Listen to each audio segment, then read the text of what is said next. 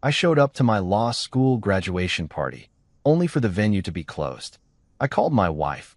She said, "You don't deserve to be celebrated. So no party for you." Then I saw my wife's post on her social media, partying and kissing her boss.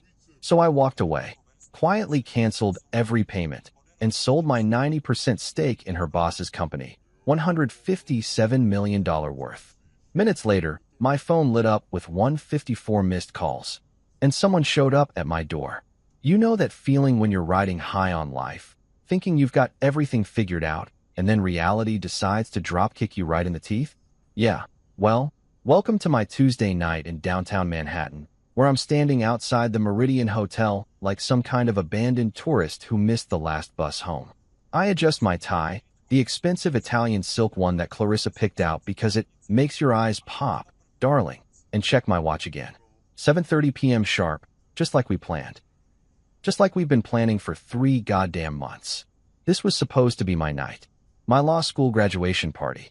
The culmination of 3 years of legal torture, caffeine addiction, and slowly watching my social life die a painful death in the bowels of Columbia's law library.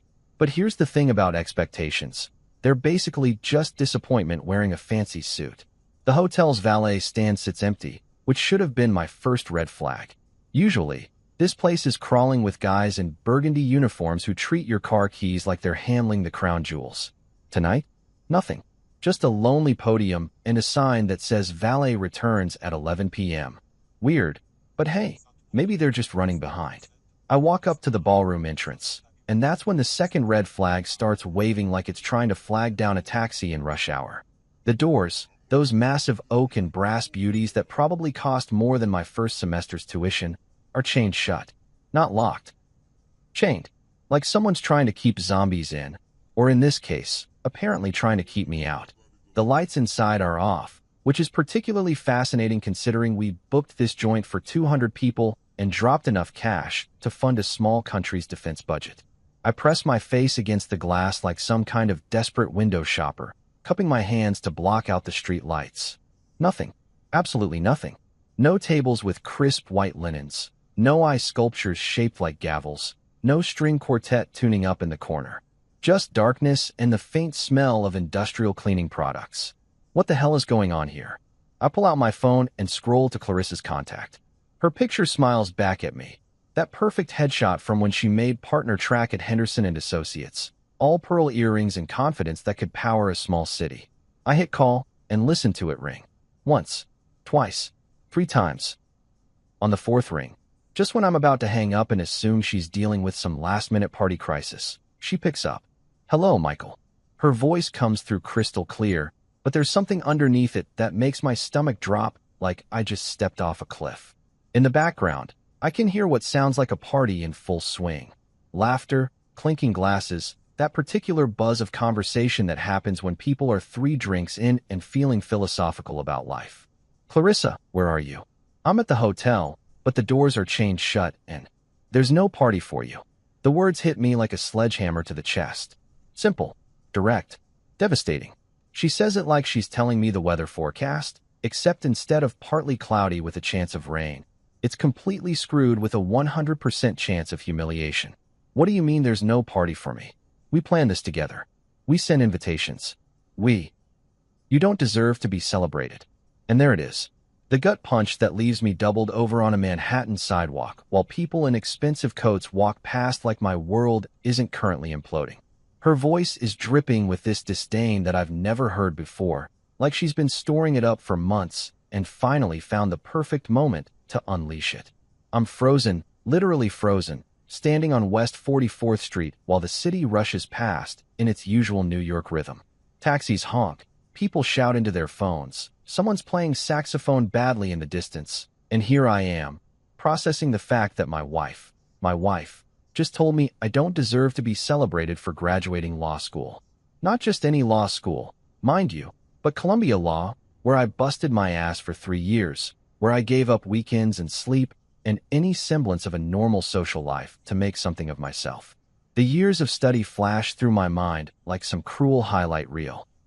All those nights in the library until they kicked me out at midnight. The sacrifices, skipping dinners with friends, missing family gatherings, turning down job opportunities that would have paid well but might have interfered with my studies. The long nights with case law and legal briefs spread across our kitchen table while Clarissa complained about the mess. Every exam I stressed over, every paper I rewrote until my eyes bled, every moment I chose my future over immediate gratification. And apparently, none of it means anything to her. I want to say something clever, something cutting that would make her realize how absolutely insane this is, but my brain has apparently decided to take a vacation right when I need it most. So I just stand there, phone pressed to my ear, listening to her party continue in the background while my own celebration sits behind chained doors. Clarissa, I don't understand what's. But she's already hung up. The line goes dead, leaving me with nothing but the dial tone and the sound of my own rapid breathing. This is when most people would probably call an Uber and head home to drink themselves into a stupor while watching Netflix and questioning their life choices. But me? I do what any self-respecting millennial does when faced with emotional devastation. I open Instagram. Big mistake. Huge. The first thing that pops up in my feed is a post from Clarissa's account, and I swear my heart actually stops beating for a solid 10 seconds. There she is, looking absolutely stunning in that champagne-colored dress. The one I bought her from Bergdorf Goodman for $800 because she said she wanted to look perfect for our special night. She's glowing, radiant, like she's living her absolute best life. And she's kissing Martin Cross. Not a friendly peck on the cheek. Not an innocent congratulations hug. She's full-on making out with her boss like they're starring in some kind of romantic movie. And the caption underneath makes me want to throw my phone into traffic. Thank you for sponsoring my future. Two Hearts sparkles #blessed #new beginnings. My chest tightens like someone's wrapping rubber bands around my lungs. I read the caption again, because surely I misunderstood. Sponsoring her future? Martin Cross, the guy who couldn't find his way out of a paper bag without GPS, is sponsoring her future? The comments are flowing in fast and furious. Heart emojis, congratulations, people I thought were my friends posting things like, so happy for you both, and about time. About time? How long has this been going on? I scroll through more of her recent posts, my thumb moving faster as the pieces start falling into place. Photos from work events that I now realize were dates. Business dinners, where she's looking at Martin like he hung the moon and personally installed all the stars. Networking opportunities that seem to involve an awful lot of intimate candlelit settings. I've been erased, not just from tonight's party, but from my own success story. 3 years of law school, and somehow I've become a footnote in someone else's narrative. The husband who got in the way. The dead weight that needed to be cut loose so she could soar to new heights with her visionary boss. Standing on that sidewalk, still holding my phone like it might explode, I realized something that cuts deeper than anything she said on the phone. I've been living a lie. Not just for tonight, not just for the past few months, but possibly for years. And the worst part? Everyone else apparently knew it except me. The city keeps moving around me, completely indifferent to the fact that my marriage, my celebration, and apparently my entire understanding of reality just went up in flames. But something else is starting to build in my chest, something that's pushing past the shock and hurt and settling into something much more dangerous. Determination. You know what they say about the best-laid plans of mice and men? Well, turns out the mice might actually have their shit together better than I thought, because at least they don't get blindsided by their own wives on what should have been the biggest night of their lives. I make it back to my apartment in record time, though I honestly couldn't tell you how I got here. 1 minute I'm standing on West 44th Street watching my marriage burn down in real time via Instagram. And the next I'm fumbling with my keys like some kind of drunk freshman who can't figure out which end goes in the lock. The muscle memory of 3 years of late-night library sessions apparently extends to finding my way home while in a state of complete emotional devastation. Who knew? The apartment feels different when I walk in. Everything looks exactly the same. Clarissa's throw pillows are still perfectly arranged on the couch. Her organic kale chips are still cluttering up the kitchen counter. Her collection of inspirational coffee table books about women who changed the world are still strategically placed to impress dinner guests. But something's fundamentally shifted. It's like walking into a museum exhibit titled The Life You Thought You Had, sponsored by denial and stupidity. First things first, I need a drink. Not just any drink, but the good stuff. The 18-year-old Macallan that I've been saving for tonight's celebration. Ironic, considering tonight's celebration turned out to be about as real as Santa Claus and functional government. I pour myself 3 fingers of liquid gold and head straight for my home office, the one room in this place that's entirely mine. Here's the thing about being married to someone who thinks organization is a personality disorder. You learn to keep your important stuff locked down tight. While Clarissa's idea of filing involves shoving receipts into whatever drawer happens to be closest, I've got a system that would make the IRS weep with joy. I slide open the bottom drawer of my mahogany desk, the one with the lock that Clarissa always complained about because, what are you hiding in there? State secrets. And pull out my pride and joy, a black leather binder that cost more than most people spend on groceries in a month. Inside this bad boy lies 3 years of meticulous record-keeping that would make an accountant's heart sing opera. See, here's what nobody tells you about law school. They teach you to document everything. Every transaction, every conversation, every promise made over dinner and wine. It becomes second nature, like breathing or checking your phone every 30 seconds. And when you're married to someone whose relationship with financial responsibility is about as stable as a house of cards in a tornado, documentation isn't just helpful, it's survival. I flip open the binder and take a long, satisfying sip of scotch. Page 1. Rent receipts. Every single month for the past 3 years, documented in pristine detail.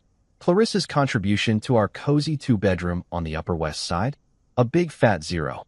Apparently, her salary as a junior associate at Henderson & Associates was barely enough to cover her professional wardrobe and networking expenses, which, in normal people speak, translates to, I spend all my money on designer shoes and overpriced salads.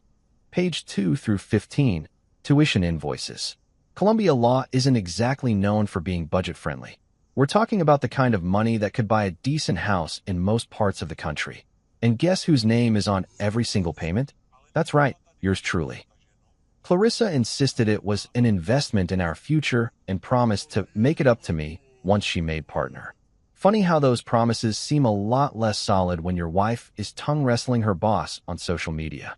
But wait, it gets better. Pages 16 through 25, her networking trips. Oh, those magical networking trips that were supposedly essential for her career development. Weekend conferences in Miami, legal seminars in California, professional development workshops in Vegas. Because nothing says serious legal professional like a 3-day conference at the Bellagio, right? I pull out my calculator.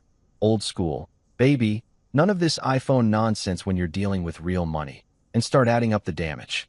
Flights, hotels, rental cars, client dinners that cost more than some people's monthly salary. The grand total makes me pour another drink.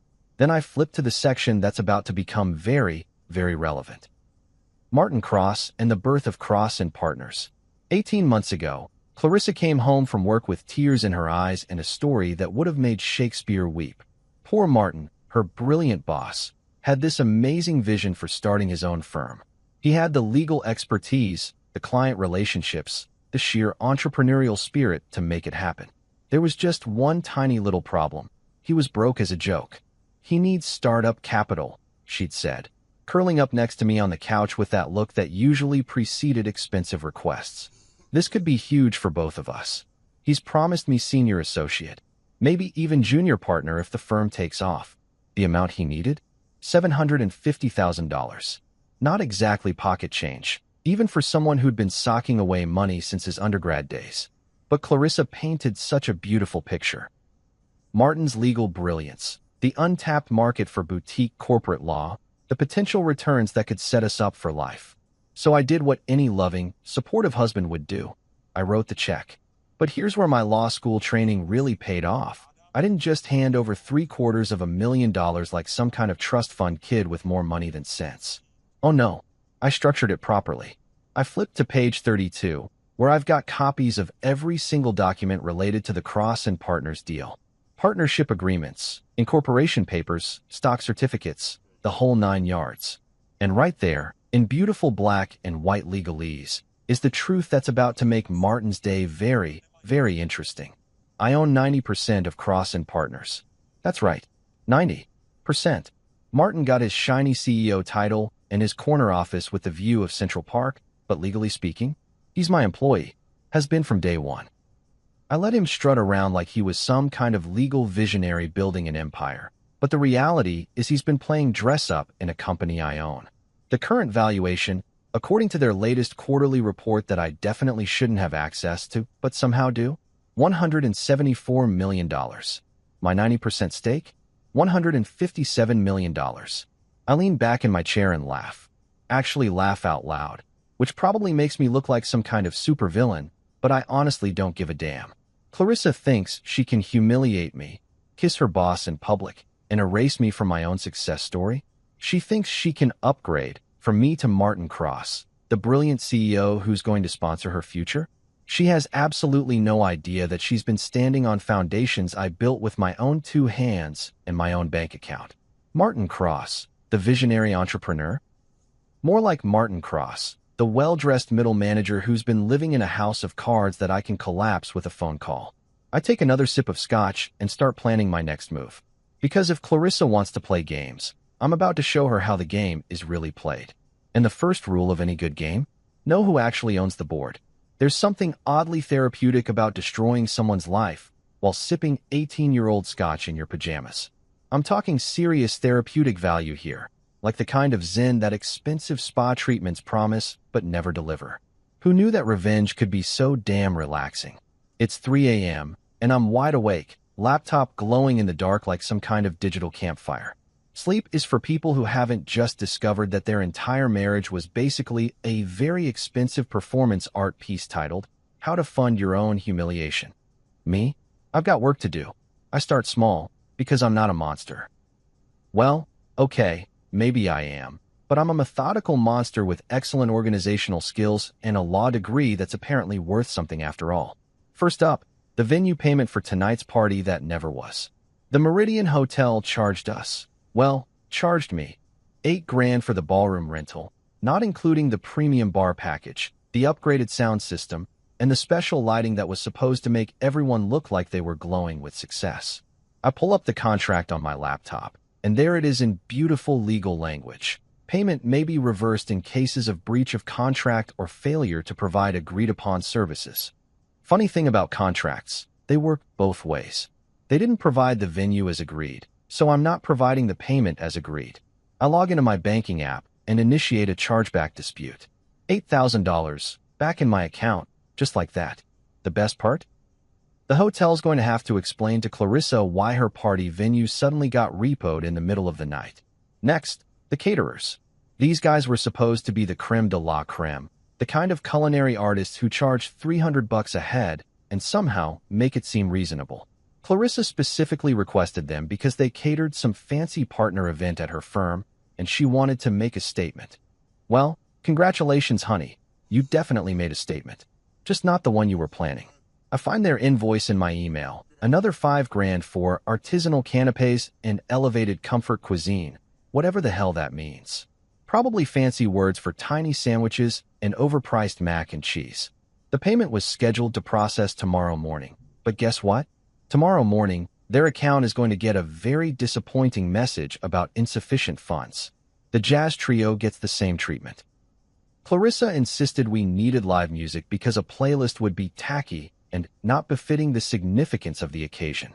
These 3 guys in bow ties were going to cost us $1,500 to play background music that nobody would remember anyway. Well, joke's on them. They can take their saxophones and their attitude and find another gig. But I'm just getting warmed up. This is like opening moves in chess, except instead of pawns, I'm moving credit cards and bank accounts around the board. I log into our joint credit card account, the American Express Black Card that Clarissa loves to flash around like it's some kind of status symbol. She uses this thing for everything: her daily Starbucks addiction, her weekly mani-pedi appointments, her monthly shopping sprees at boutiques with names I can't pronounce. The card that makes her feel like she's living her best life. Account privileges revoked.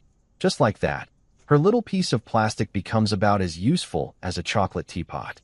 Next up, her Uber account, which is linked to my credit card because it's just so convenient, darling. Convenient for her, expensive for me. Every ride to and from her office, every late-night trip to meet clients, who apparently include her boss's lips. Every journey to those mysterious networking events, all funded by yours truly. Account payment method, removed. Seamless, her food delivery app of choice because cooking is apparently beneath someone of her caliber. Payment declined. That boutique yoga studio where she practices mindfulness for $120 a session, membership suspended. Her subscription to that high-end meditation app that was supposed to help her find inner peace, but apparently just helped her find inner justification for cheating, canceled. I'm on a roll now, fingers flying across the keyboard like I'm conducting some kind of digital orchestra of destruction. Every automatic payment, every subscription, every little convenience that made her life smooth and effortless, gone. Then I get to the big one. The joint account we set up specifically for her law school expenses. Even after she graduated, we kept it open for career development opportunities and continuing education. In reality, it became her personal slush fund for anything she could loosely categorize as professional development. Designer suits? Professional development. Expensive dinners with clients? Professional development. Weekend trips to conferences that looked suspiciously like vacations? You guessed it, professional development. Current balance: $43,000. In about 30 seconds, that balance is going to become $0 because I'm closing the account and transferring everything back to my primary checking. Let's see how much professional development she can afford on her own dime. But the piece de resistance, the main event, the grand finale that's going to make tonight feel like a gentle warm-up? Cross and Partners. I pull up the contact information for Global Corp Legal Holdings, one of those massive international law firms that treats smaller firms like appetizers at a corporate buffet. They've been circling Cross and Partners for months, making subtle inquiries about acquisition possibilities. Martin always brushed them off with that smug confidence of his, acting like he was too good for their offers. Well, Martin doesn't get to make those decisions. I do. I draft an email to their acquisitions team, professional and straightforward. I am the majority stakeholder of Cross and Partners, 90% ownership, and am interested in discussing immediate acquisition opportunities. Please contact me at your earliest convenience regarding current market valuations and terms.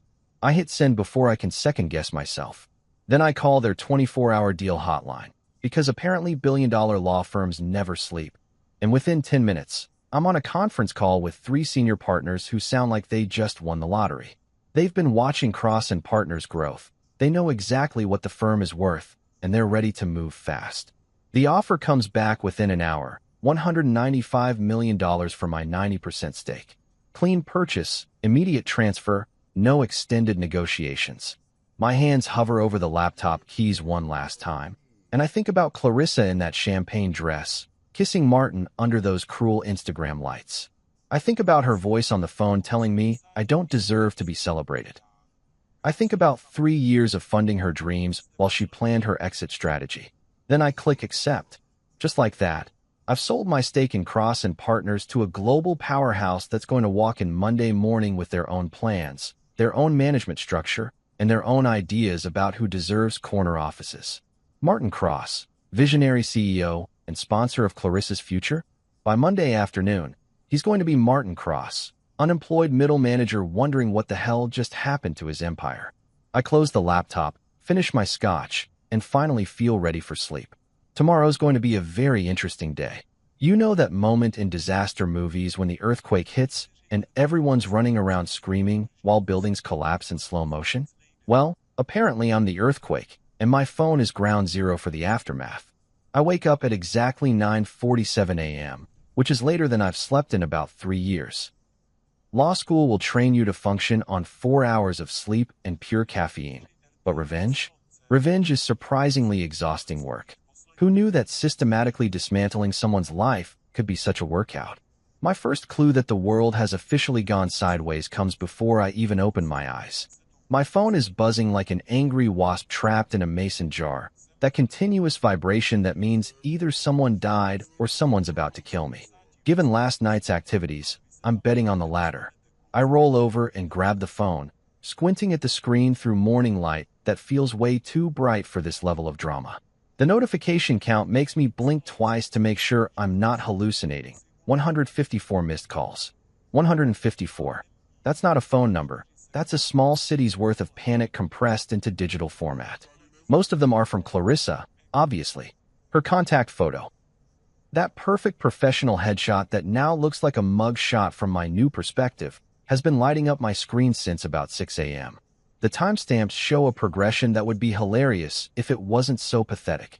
Every 2 minutes from 6 to 7, every 5 minutes from 7 to 8, then a desperate barrage around 8:30 that suggests she finally figured out that her fancy plastic wasn't working anymore. But it's the text messages that really tell the story. Clarissa's emotional journey from confusion to fury to desperation, all laid out in a beautiful timeline of lowercase letters and increasingly frantic punctuation. 6:23 a.m. My card isn't working at Starbucks? Can you call me? 6:31 a.m. Seriously, Michael, what's going on with the Amex? 7:15 a.m. The yoga studio says my membership is suspended. This is ridiculous. 7:42 a.m. Call me back right now. 8:18 a.m. What did you do to our accounts? This isn't funny. 8:33 a.m. You're being childish and petty. Fix this immediately. 9:15 a.m. Michael, I swear to God, if you don't call me back, I'm coming over there.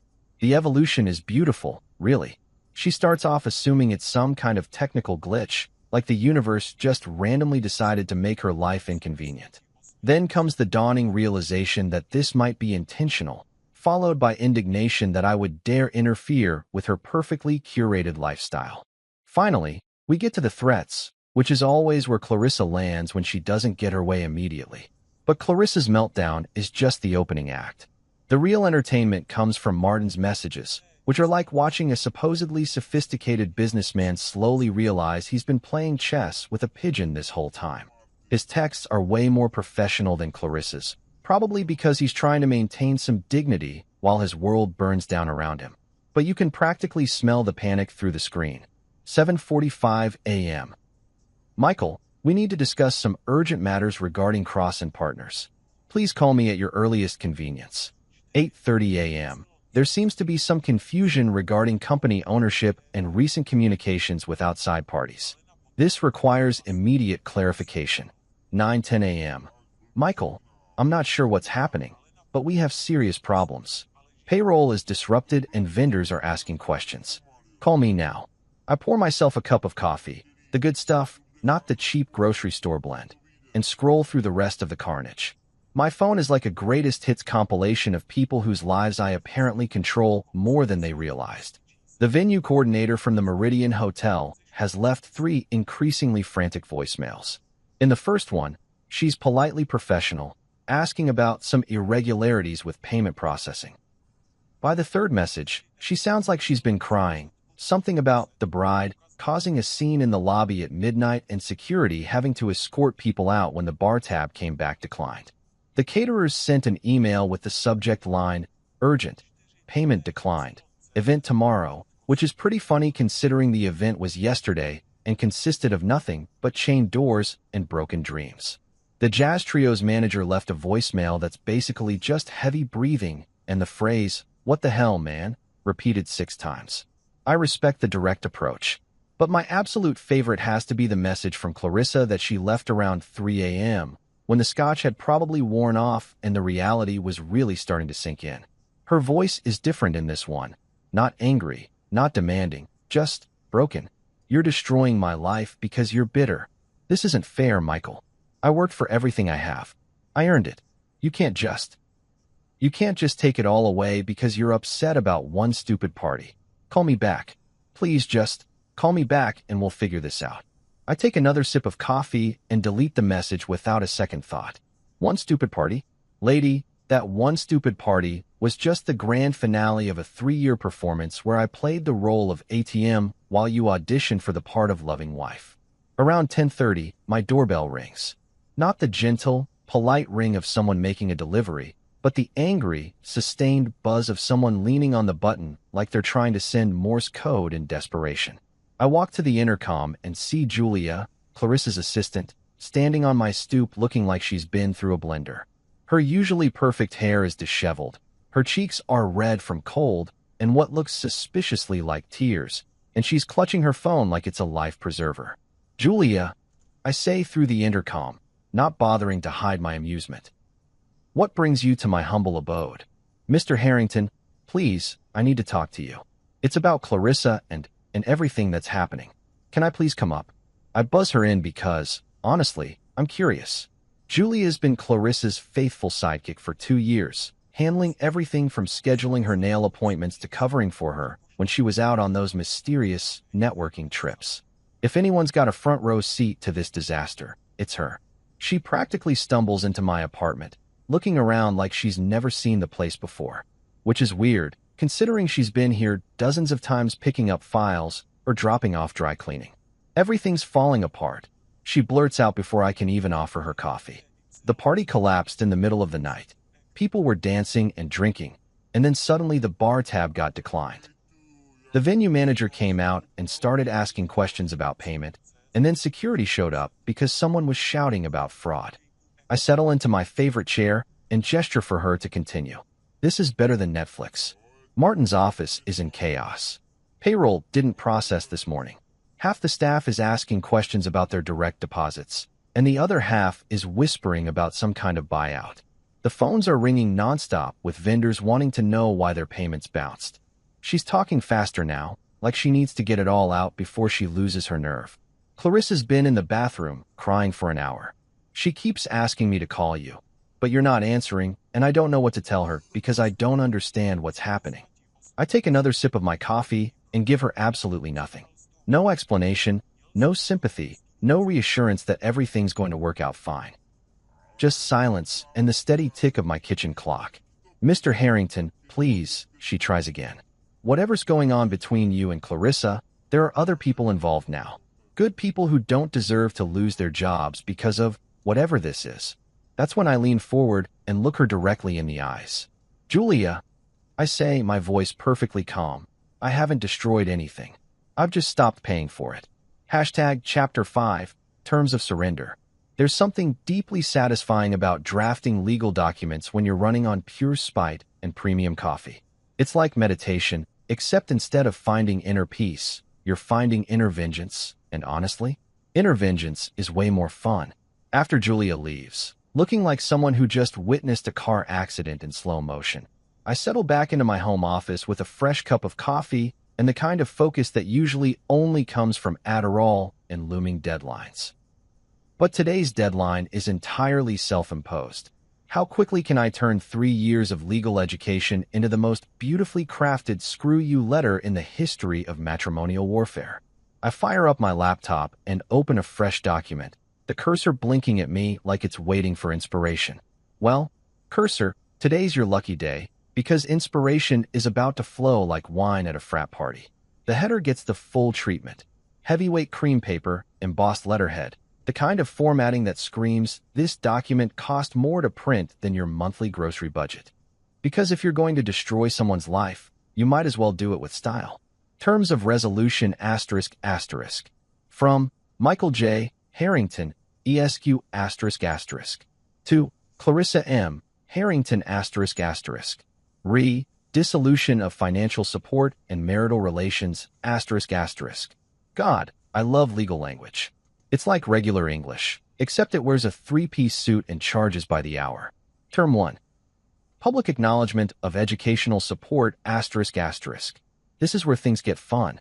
Clarissa must post a public statement, and I mean public, not some buried Facebook post that only her aunt from Wisconsin will see, acknowledging that I funded her law degree in full.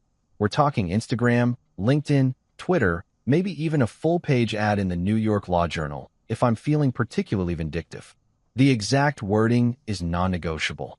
I want to publicly acknowledge that my husband, Michael Harrington, funded my law school education at Columbia Law School in its entirety.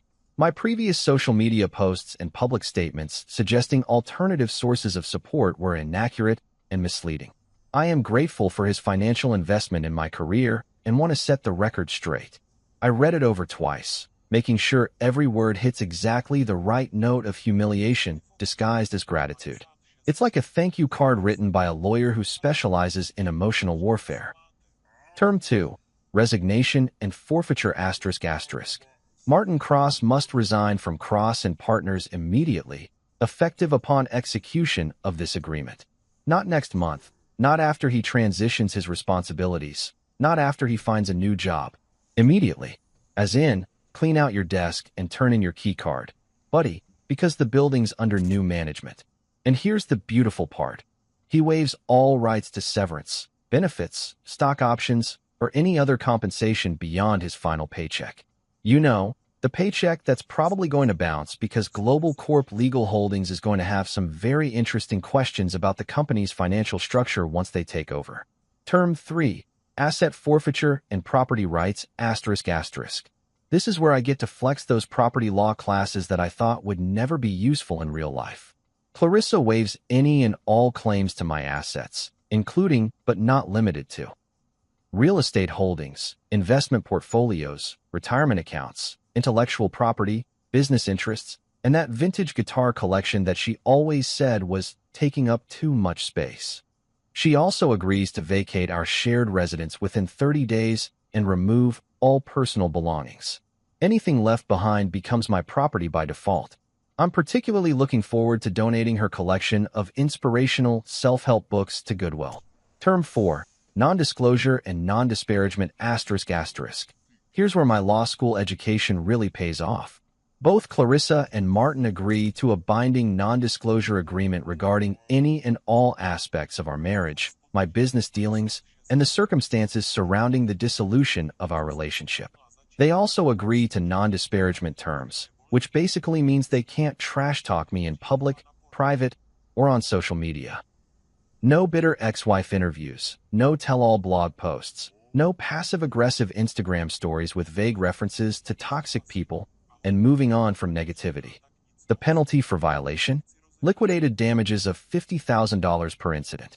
Because apparently, putting a price tag on keeping your mouth shut is perfectly legal when you've got the right paperwork. Term 5.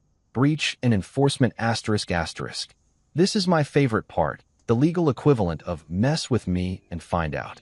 Any breach of these terms results in immediate litigation and asset clawbacks. I'm talking about going after every penny I ever spent on her education, every dollar that went toward her professional development, every cent that funded her lifestyle while she was planning her exit strategy, plus attorney fees, plus court costs, plus whatever punitive damages I can convince a judge she deserves for the sheer audacity of thinking she could humiliate me without consequences. I lean back in my chair and admire my handiwork. 5 terms, each one more devastating than the last, laid out in the kind of precise legal language that makes it impossible to misinterpret or wiggle out of. It's like a prenuptial agreement, except instead of protecting assets before marriage, it's destroying lives after betrayal. The beauty of this document isn't just in its legal precision, it's in its psychological warfare. Every term is designed to strip away not just their financial security, but their dignity, their public image, their sense of control over their own narrative. Clarissa wanted to erase me from my own success story.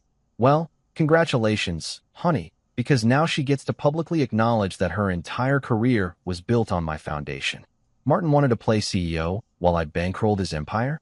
Hope he enjoys explaining to his next employer why his last job ended with him getting escorted out by security. I print the document on the good paper, the stuff I usually reserve for actual legal clients, and slide it into a heavy manila envelope with my law firm's return address. The kind of envelope that looks serious and official, the kind that makes your stomach drop when it shows up in your mailbox. Then I seal it with actual wax, because if you're going to serve someone legal papers that are going to ruin their life, you might as well make it look dignified. Just as I'm admiring the finished product, my doorbell rings again. I check the security camera and see Julia standing on my stoop, looking somehow even more frazzled than she did this morning. Her hair is completely disheveled now, her mascara is smudged, and she's clutching her phone like it might spontaneously combust. I buzz her up, envelope in hand. Mr. Harrington. She starts before she's even fully through the door. Clarissa sent me back. She's desperate. She says she'll do anything to fix this. She just needs to know what you want. I hold up the envelope, watching her eyes focus on it like it's a live snake. Julia, I say, my voice perfectly calm, I want you to deliver this to Clarissa. In person. Make sure she reads every word. Make sure she understands every clause. and make sure she knows that she has exactly 24 hours to sign it. Julia takes the envelope with shaking hands, staring at it like it might explode. What happens if she doesn't sign it? I smile, and for the first time in this entire ordeal, it's not sarcastic or bitter. It's genuinely pleasant, the kind of smile that makes people nervous because they can't figure out what's behind it. Then we find out how much a really good divorce attorney costs these days.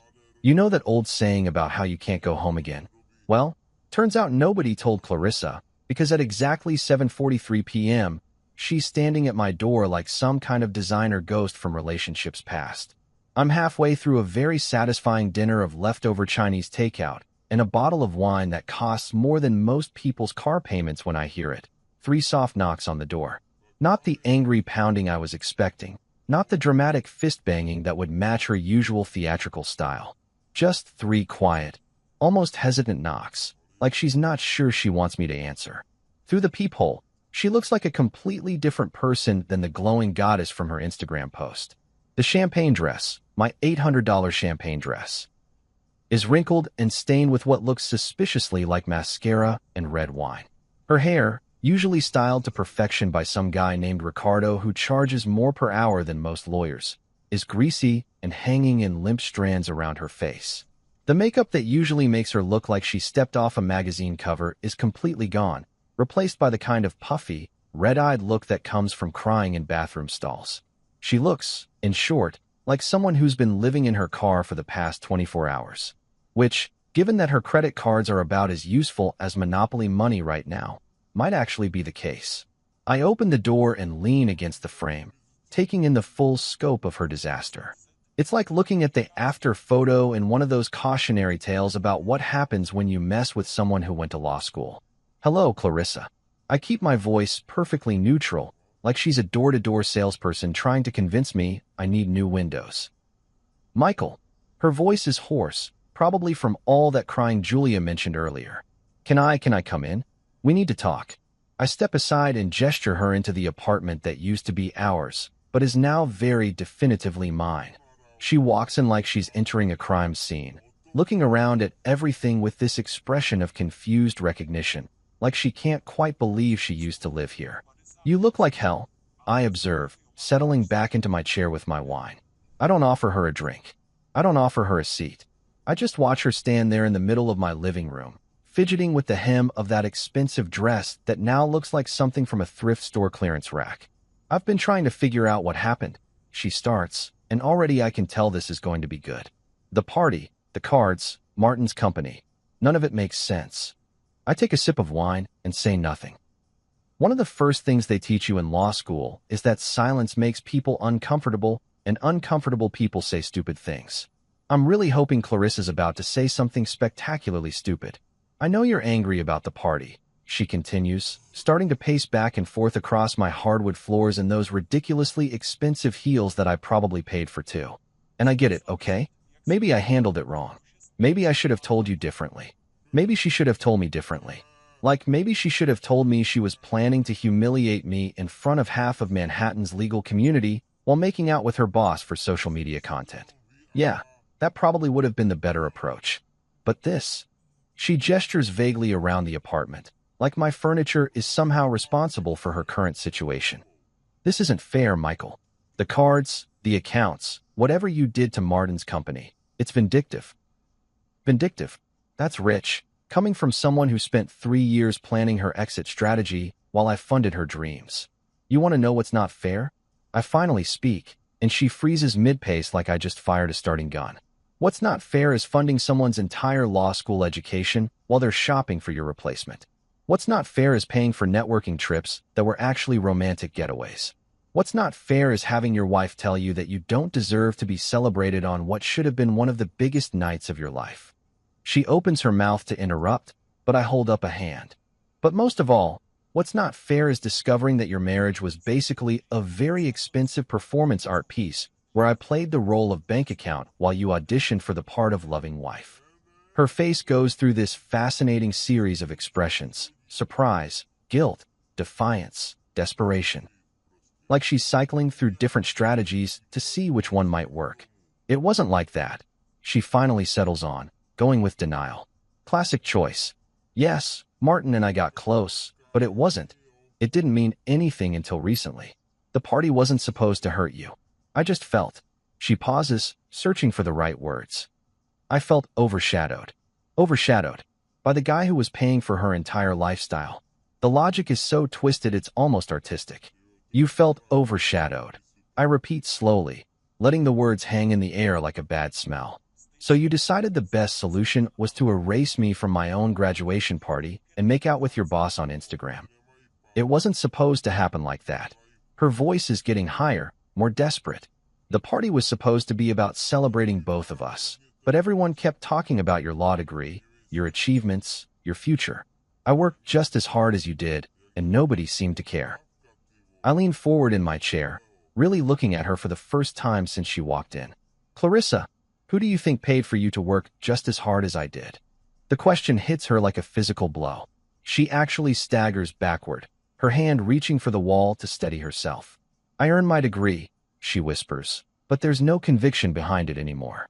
With what money? Your salary barely covered your shoe budget. Your rent, your tuition, your books, your laptop, your bar exam prep courses. Where do you think that money came from? The student loan fairy. She's crying now, ugly tears that are probably ruining what's left of her makeup. But I'm not done. You want to talk about being overshadowed? Try paying for someone else's success while they publicly thank someone else for sponsoring their future. Michael, please. She's begging now, and part of me, a very small, very stupid part, almost feels sorry for her. We can fix this.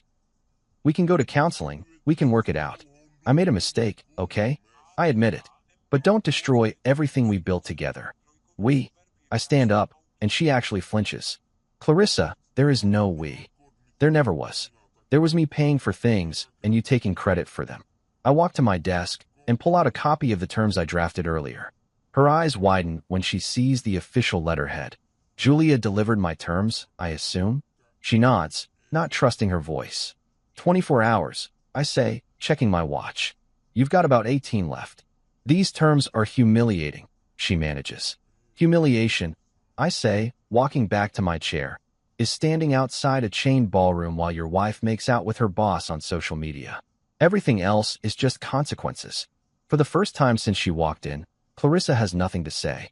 She just stands there, staring at me like she's seeing a stranger. And maybe she is. Maybe the guy who funded her dreams and asked for nothing in return really is gone. Maybe what's left is someone who learned that the best way to deal with people who don't appreciate what you give them is to stop giving it. 18 hours, Clarissa. After that, we'll let the lawyers figure it out. There's something deeply satisfying about walking into a room where everyone thinks they know the rules of the game, except you're the only one who actually read the rulebook.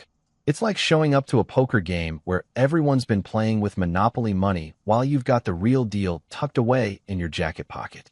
Monday morning, 9 a.m. sharp, I stride into the gleaming offices of Cross & Partners like I own the place. Which, until about 48 hours ago, I technically did. The building is one of those modern Manhattan towers with floor-to-ceiling windows and enough marble to build a small cathedral, the kind of place that screams, "We charge $400 an hour, and we're worth every penny." The receptionist, a perfectly polished 20-something named Madison, who probably went to some expensive private college and still lives in her parents' guest house in Connecticut, looks up from her computer with the kind of professional smile that falters the moment she recognizes me. "Mr. Harrington," she says, and I can hear the uncertainty in her voice. Word travels fast in small offices, and I'm betting the gossip mill has been working overtime since my little financial earthquake hit on Friday night. "Are you here to see Mr. Cross?"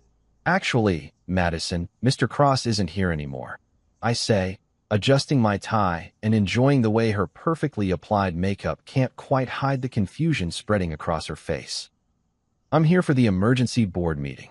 The elevator ride to the 32nd floor feels longer than usual, probably because I'm savoring every second of what's about to happen. The offices of Cross & Partners occupy the entire floor, all glass walls and ergonomic furniture designed to impress clients and justify those ridiculous hourly rates. Usually, the place hums with the kind of productive energy that comes from very smart people making very large amounts of money. Today, it feels like a morgue where someone forgot to turn off the lights. Employees huddle in small groups near the coffee machine, their voices dropping to whispers when they see me walk past. The junior associates who usually stride around like they're the masters of the universe are now shuffling papers with the kind of nervous energy that suggests their job security just became a very real concern. The panic in the air is almost tangible, like humidity before a thunderstorm. You can practically smell the fear mixed with expensive cologne and the burnt coffee that happens when people are too stressed to remember how to work the machine properly. I make my way to the main conference room, the one with the mahogany table that seats 20 and the view of Central Park that probably adds $50,000 to the annual rent. Through the glass walls, I can see the senior staff gathered around scattered documents, their faces wearing the kind of expressions usually reserved for natural disasters and tax audits. I knock once on the door frame and walk in without waiting for permission, because honestly, what are they going to do? Fire me? Gentlemen, I say, setting my briefcase on the table with the kind of deliberate precision that makes everyone jump slightly. Ladies, I hope you don't mind if I join you. The senior partners, all 5 of them, look like they've been hit by a truck driven by the IRS. Brad Summers, the CFO who usually looks like he stepped out of a Wall Street recruiting poster, has loosened his tie and his hair is actually messed up. Sarah Chun, the managing partner who prides herself on never showing emotion in business dealings, has dark circles under her eyes that suggest she hasn't slept since Friday. Michael, Brad stammers, shuffling through a stack of papers like he's looking for a life preserver. We've been trying to reach you all weekend. There are some irregularities with the company structure that we need to discuss. Irregularities. That's a beautiful way to describe finding out that your entire company belongs to someone else. Where's Martin? Asks Jennifer Walsh, the senior litigation partner who usually speaks with the confidence of someone who's never lost a case. Today, she sounds like she's not sure she wants to know the answer. Martin submitted his resignation this morning. I say, settling into the chair at the head of the table like I belong there. Which, for the past 18 months, I have. Effective immediately. Didn't he send you all a copy? The silence that follows is so complete, I can hear the air conditioning system humming in the walls. 5 of Manhattan's most expensive legal minds, and none of them can figure out how to form words. Resignation? Sarah finally manages. Martin doesn't. He can't just resign. He's the CEO. He founded this company. I slide copies of the acquisition paperwork across the table, watching their faces as they process what they're reading.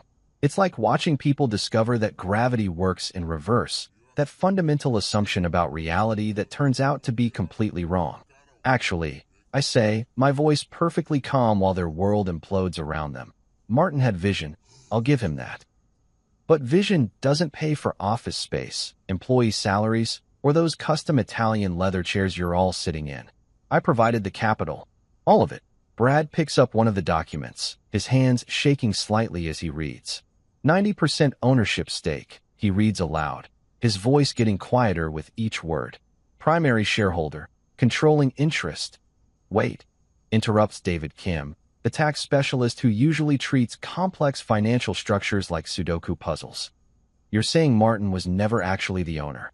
Martin was the CEO, I explain patiently, like I'm teaching a law school class on corporate structure. A very well-paid, very visible CEO who did excellent work building the company I funded. But ownership? Ownership was always mine. The reality is sinking in now, and I can practically see the mental calculations happening behind their eyes. Every decision Martin made, every company policy, every long-term strategy session. All of it happened at the pleasure of someone they barely knew existed. But the board meetings, Jennifer says weekly, the strategic planning sessions, Martin always made the final decisions. Martin made the decisions I allowed him to make. I correct. As long as the company was profitable and growing, I was happy to let him play CEO. It's amazing how much freedom you can give someone when you hold the mortgage on their empire. Sarah is flipping through the acquisition documents now, her lawyer brain finally kicking into gear. Global Corp Legal Holdings, she reads. You sold your stake to Global Corp? 90% of Cross and Partners for $195 million. I confirm. The transaction was completed over the weekend. Effective immediately, the number hits them like a physical blow. $195 million. For a company they thought belonged to their friend and colleague Martin Cross. Jesus Christ, Brad whispers, which is probably the first time he's used that kind of language in a boardroom. Martin had no idea, did he? Martin knew exactly what our arrangement was. I say, standing and walking to the window that overlooks the park. He just chose to believe his own press releases about being a visionary entrepreneur. It's a common mistake among people who confuse being the face of something with actually owning it. I turn back to face the room, where 5 of the city's most successful lawyers are sitting in stunned silence, probably wondering if their law degrees came with some kind of warranty they could invoke. Global Corp's transition team will be here Wednesday morning. I continue. They'll be conducting interviews with all senior staff to determine who fits into their long-term plans. I'd suggest updating your resumes.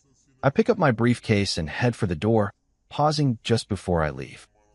Oh, and if anyone's wondering where Martin is right now, I believe he's cleaning out his office. Security escorted him out around 8:30 this morning after he sent that resignation email. As I walk toward the elevator, I can hear the explosion of voices from the conference room behind me. Panic, anger, disbelief, and probably a few choice words about Martin Cross and his legendary business acumen. The elevator doors close on the sound of their world falling apart, and I have to admit, it's music to my ears. You know that moment in a chess match when your opponent finally realizes they've been playing checkers the whole time?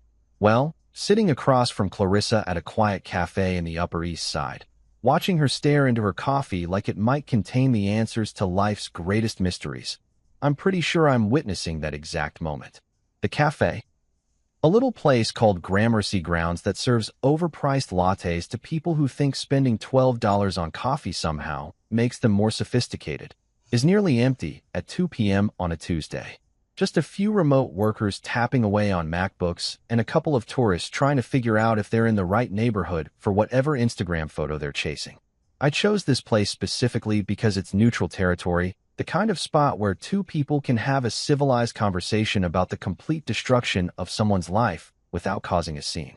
Also, they have excellent scones, and if you're going to watch someone's world burn down, you might as well have good pastry.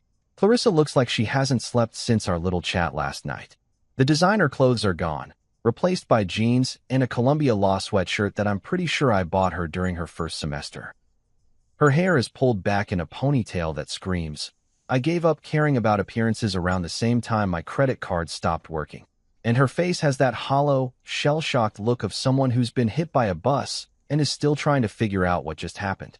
The terms are humiliating, she says for probably the 5th time since we sat down, stirring her coffee with the kind of mechanical precision that suggests she's not really thinking about what she's doing. I take a bite of my scone, raspberry white chocolate, absolutely divine, and spread the folder of documents across the small table between us. Bank statements, wire transfer receipts, tuition invoices, receipts for everything from her bar exam prep course to that ridiculously expensive laptop she needed for law school research. Humiliating, I repeat thoughtfully, like I'm considering the word. For the first time. That's an interesting choice of words, coming from someone who publicly thanked her boss for sponsoring her future while her husband was standing outside a chained door. She flinches, but doesn't look up from her coffee. I slide the first document across the table, her Columbia Law tuition statement from first semester. Remind me, Clarissa, who wrote this check for $43,000. She glances at it briefly, then looks away. You did. And this one? Second semester tuition. $43,000. You did. How about this? Third semester. $43,000. Michael, I get it. Do you? I interrupt, sliding more documents across the table like I'm dealing cards in the world's most expensive poker game. Because I'm not sure you do. Here's your laptop. $1,500. Your bar exam prep course. $3,000. Your professional wardrobe allowance. And yes, I have receipts for every single shopping trip to Nordstrom and Saks. The pile of evidence grows between us, each document a testament to 3 years of funding someone else's dreams while they planned their exit strategy.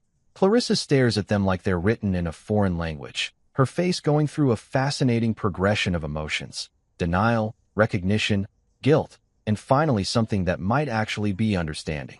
Your living expenses, I continue, pulling out the rent receipts. $2,400 a month for 3 years. Your transportation costs, your food, your gym membership, your Netflix subscription, your health insurance, everything. I lean back in my chair and watch her process the math. It's not complicated arithmetic, but sometimes the simplest truths are the hardest to accept. $167,000, I say quietly.